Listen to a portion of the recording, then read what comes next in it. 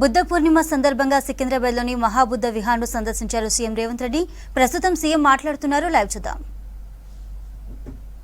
గయా బిహార్లో మొదలుపెట్టిన ఈ కార్యక్రమం దాదాపుగా 2,500 సంవత్సరాలైన ఇది ఒక గొప్ప సిద్ధాంతంగా ప్రపంచానికే ఆదర్శంగా నిలబడ్డదంటే అతని ఆలోచన ధోరణి, అతను తీసుకున్న నిర్ణయాలు చాలా గొప్పగా ఉండడం వల్ల ఈరోజు మనమందరం మీరందరూ ఒక శాంతి సందేశాన్ని గౌతమ బుద్ధుడి ద్వారా అన్ని మతాలను కలిపితే బౌద్ధ మతం అనే విధంగా ఈరోజు మనందరం భావిస్తున్నాము. ప్రధానంగా గౌతమ బుద్ధుడు బోధించిన బోధనలో నాకు ఇష్టమైన లైను, ధ్యానాన్ని ఒక పనిగా చేయడం కాదు, ప్రతి పనిని ఒక ధ్యానంగా చెయ్యాలి అని వారు ఏదైతే సూచన చేసిందో అందులో చాలా తత్వం ఉన్నది, చాలా బోధన ఉన్నది. చదివితే 2 లైన్లలాగా కనిపించవచ్చు, కానీ దాన్ని అర్థం చేసుకుంటే ప్రపంచ పరిజ్ఞానం అంతా అందులోనే ఉంది. పూర్తి స్థాయిలో కాకపోయినా కొంత మేరకైనా వీలైనంత వరకు నేను పని చేసేటప్పుడు చాలా ధ్యానంగా పనిచేస్తూ ఉంటానంటే ఏదైనా నేను ఆ స్ఫూర్తిని వీరి ద్వారా పొందిన తప్పకుండా ఈ నిర్వహణకు అవసరమైన సహాయ సహకారం ఆనాడు పెద్ద ఆయన విజయభాస్కర్ రెడ్డి గారు కావచ్చు,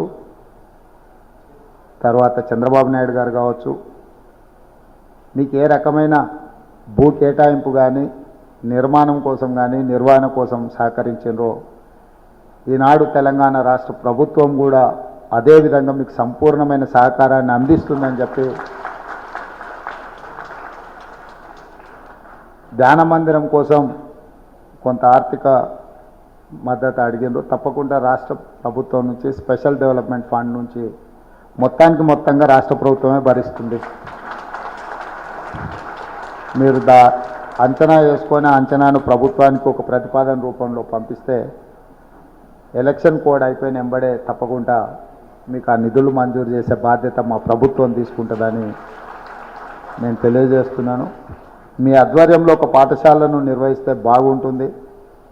ఈరోజు ఈ సమాజంలో అశాంతి, అసూయ, రకరకాల పరిణామాలు ఏవైతే పరిణమిస్తున్నాయో వాటిని అధిగమించాల్సిన బాధ్యత మనందరి మీద ఉన్నది. అది వ్యక్తులు కావచ్చు, ప్రాంతాలు కావచ్చు, వీటన్నిటిని కూడా మనం అధిగమించి ఒక మంచి సందేశాన్ని, ఒక మంచి ఆలోచనను పెంపొందించడం, సమాజానికి మేలు చేయాలన్న ఆలోచనని ఇతరులకు పంచడం చాలా అవసరం ఉంది ఇప్పుడున్న పరిస్థితుల్లో.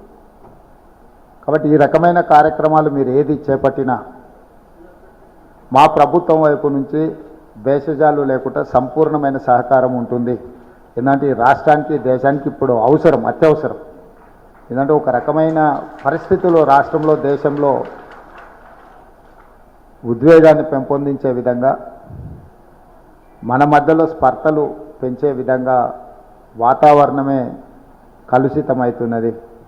ఈ సందర్భంలో గౌతమ బుద్ధుడు మనకు బోధించిన సందేశం అనేది ఈ దేశానికి చాలా అవసరము. దీన్ని సంపూర్ణంగా నేను విశ్వసిస్తున్నా. దీన్ని సమాజానికి చేరవేసేదానికి అవసరమైన సహకారాన్ని అందించడానికి వ్యక్తిగా, రాష్ట్ర ప్రభుత్వ తరఫున, ఈ రాష్ట్ర ముఖ్యమంత్రిగా ఎప్పటికీ మీకు మా సహకారం ఉంటుంది. ఇందులో చాలా విఘ్నులు, మేధావులు, పెద్దలందరూ ఉన్నారు. వాళ్ళందరితో అంటే పేర్లతో పరిచయం ఉన్న, కొందరితో వ్యక్తిగతంగా పరిచయం ఉండొచ్చు, ఉండకపోవచ్చు. వారందరికీ నా సూచన ఒకటే, ఈ ప్రభుత్వం మీది. ఈ ప్రభుత్వం వైపు నుంచి మీకు సంపూర్ణ సహకారం ఉంటుంది. ఎలాంటి భేషజాలు పెట్టుకోవాల్సిన అవసరం లేదు. మీరు ఎప్పుడైనా ఈ ప్రభుత్వాన్ని సంప్రదించవచ్చు. ఏ కార్యక్రమం తీసుకున్నా ప్రభుత్వం వైపు నుంచి సహకారం ఉంటుంది. కాబట్టి భవిష్యత్ ప్రణాళిక కూడా గొప్పగా ఏదైనా కార్యక్రమాన్ని దేశం మొత్తాన్ని ఇక్కడ ఆహ్వానించి నిర్వహించడానికి ఏదైనా కార్యక్రమాలు ఉన్నా కూడా మీరు వాటిని ఆలోచన చేసుకొని ఆ ప్రతిపాదనని ప్రభుత్వం దృష్టికి తీసుకురండి. తెలంగాణ రాష్ట్రంలో బౌద్ధ భిక్షువులకు గౌరవం ఉంటుంది.